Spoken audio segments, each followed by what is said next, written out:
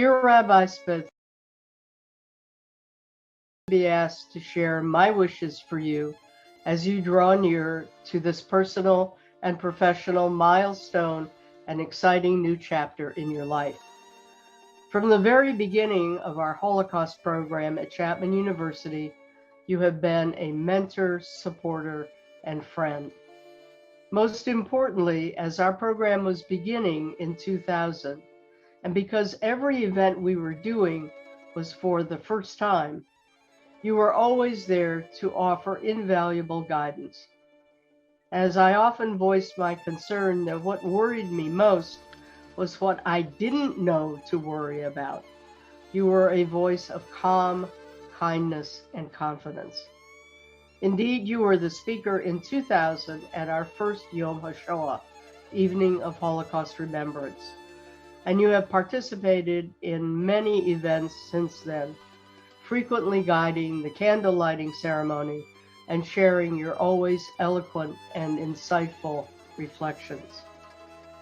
I recall especially our service in April 2008, when you guided the procession and dedication of the Sefer Torah in the Fish Interfaith Center.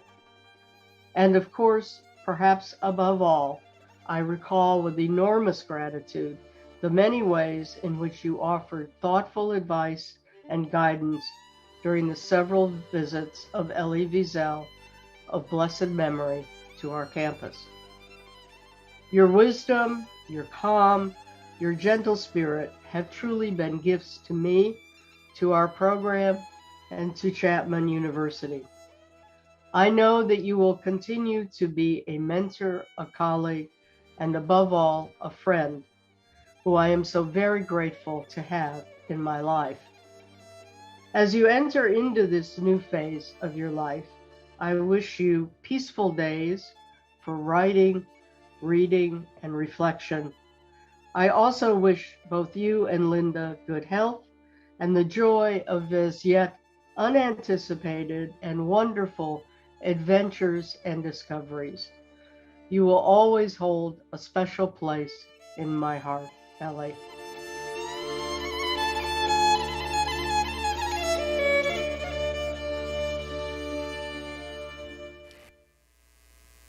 That, as we all know, is Marilyn Harran of Chapman University and the Holocaust Center.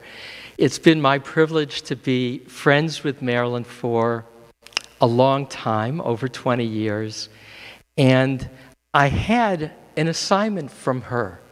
She knew that I knew Elie Wiesel and that I would visit with him when I would go to New York.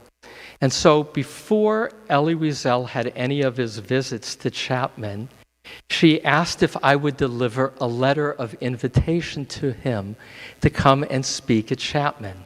While he was alive, would get thousands of such invitations a year.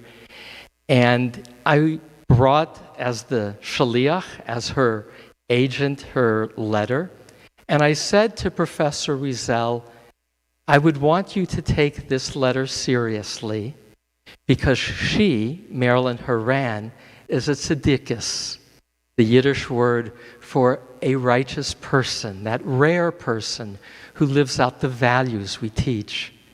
And as you know, after that, he would come and dedicate first the library and then agree to 5 years of being a 1 week a year scholar at Chapman. And in anticipation of all those Elie Wiesel weeks, Marilyn Harran would teach a course on the life and teachings of Elie Wiesel, and she would have me partner with her teaching Elie Wiesel's writings that related to the Bible, Talmud, and Chassidut. And that was such a great privilege for me. I could go on about the harvest I gained because of Marilyn with Elie Wiesel, but I want to focus where I started.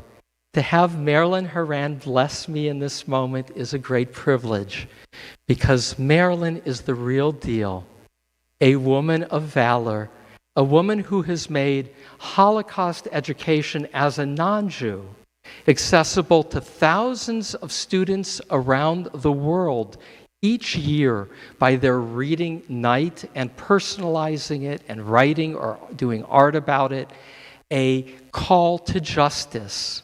She is the master educator. Thank you, Marilyn.